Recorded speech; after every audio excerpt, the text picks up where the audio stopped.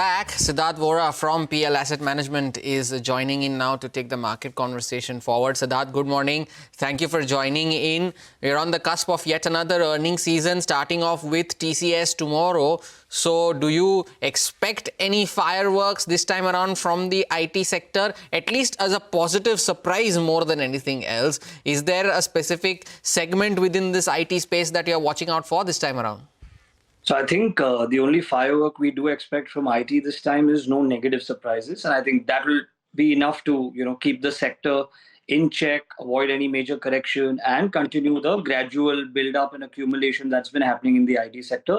But no, we don't expect any major positive surprises this time around, given the state of the global economy and the US commentary as well. Siddharth, hi. Morning. This is Reema here. So some of the companies that you've backed and they've done well for you include those in the entire capital market ambit. AB Capital and MCX, Motilal Oswal. Now, increasingly, there is that, impact on account of what's happening with Jane Street. That will play out. Plus, Sebi is looking to tighten certain regulations to protect the small retail shareholders, maybe link the leverage in the F&O position and the cash position. All that might hurt, the companies listed in this space. So how are you approaching it? And is there going to be a meaningful impact from a fundamental point of view? So I think getting better regulation, protecting the retail investor, all of this is better for capital markets in the medium term. And most of the names we own, I think they are fairly shielded, because they don't rely too much on a very heavy option trading volume as a big part of their business. So we're not too concerned about it, to be honest. And also Sebi has released a clarification that none of this is official yet, and they're not sort of considering any moves at the moment. So instead of acting on rumors or hearsay, I think we'll just wait for the data to talk. These sectors are well positioned, and we continue to back them till data changes. Okay. Siddharth, you mentioned that what's happening with the US, the geopolitical risk, that is something that could keep the markets consolidated at these levels. What are some of the other domestic risks that you're watching out for? Are there certain things which investors should be aware of?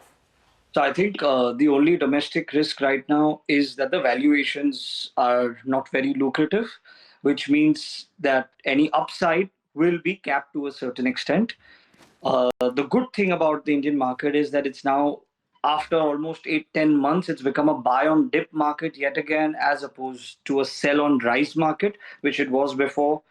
Overall, in terms of the structure, we are coming out of a market that was range bound with much higher volatility and a bearish bias earlier. Now it is still going to be range bound. The volatility is going to be much lower, and now there is a bullish bias as well. So I think domestic cues, whether I talk about growth, earnings, macros, interest rates, domestic liquidity, all of that is very stable. And I think Indian markets are healthy right now. We don't need to worry too much about domestic risks as much as we do need to worry about global risks. And even on the global front, factors like crude, a weaker dollar index, and the overall chaotic world will put India in a relatively strong position in the global world order.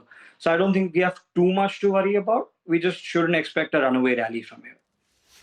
Chaotic world. That's the most important bit of what Siddharth just said, is something that the market needs to get used to as well. Siddharth, what about paints? Has been the talk of the town over the last couple of weeks now, ever since that JSW AkzoNobel deal took place. Is the worst finally over for sector leaders like Asian Paints? Now that the competition is being priced in already, there are demand trends that are emerging towards the positive. Do you now see this as an emerging opportunity, say, for the next 6 to 8 months? So currently, we don't own any of these paint stocks at the moment. But I think with more consolidation in the market, crude tailwinds and demand tailwinds, these stocks have not really gone anywhere in the last 2-3 years.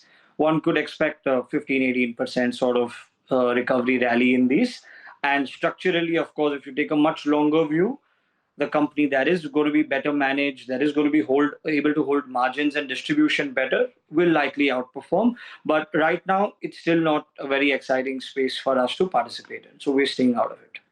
You've completely exited private sector banks? Yeah, we Siddharth? just When did. was Over the last 15, 20 days, we made our exposure to private banks zero after being a very large overweight for like 5, 6 months. So, yeah.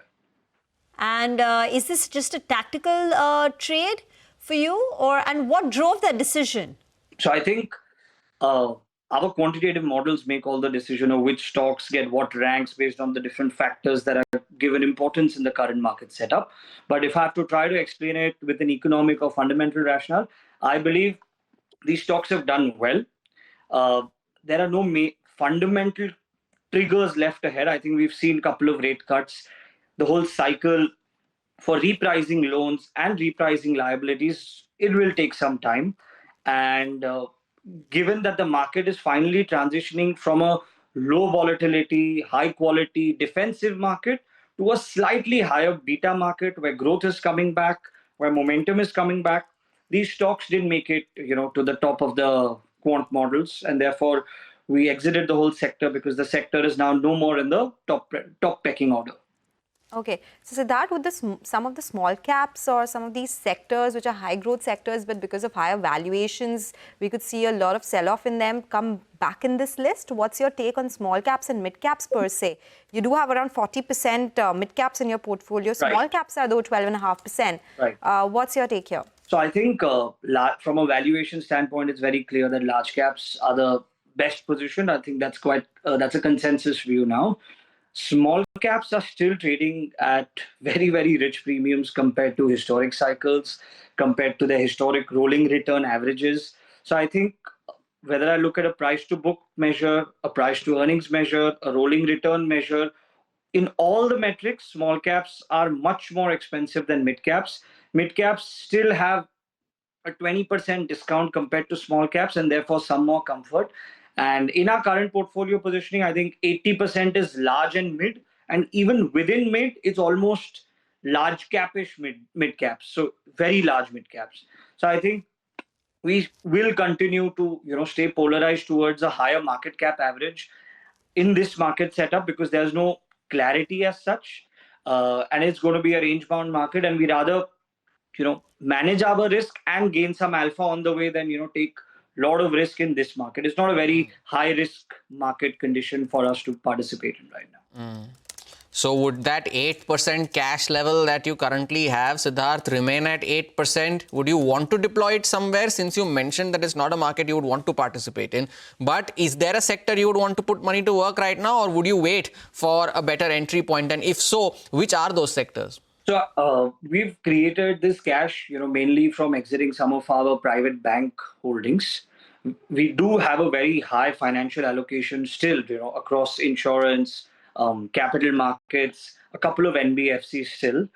The latest pool of 8%, and it might go up to 10, 12% as well. That cash, we might find new sectors which are currently not in the portfolio. We're still evaluating, fertilizers, chemicals, pharmaceuticals, maybe consumer staples. We're still evaluating. Models are still going to, go into a rebalance sometime in the next couple of weeks, and that's when we will take a call, how to redeploy this 8-10% cash. Just to go back to that point about private sector banks, what was the exposure before? Because you've exited it just in the last 15-20 days. So we had roughly 16-17% exposure to just private sector banks. And where has the 16% been deployed? 8%, I presume, is the cash that you're talking Right. about. So in the last 15-20 days, the deployment? So we've increased some allocation to metals and mining. That's one sector we've increased some allocation to. Okay, take that And point, industrials. Yeah. Okay, take that point. Thank you so much for joining in, Siddharth, with those inputs and the outlook on the markets going forward. That's the word coming in from PL Asset Management Company. With that, we'll slip into a break. As we do that, here's some good news for our viewers. India's business news leader is now click away. Introducing CNBC-TV18's all-new app. Get instant access to breaking news, in-depth articles, and financial world updates at your fingertips. Download the CNBC-TV18 app now from the Apple Store or Google Play Store, or just scan the QR code on your screen.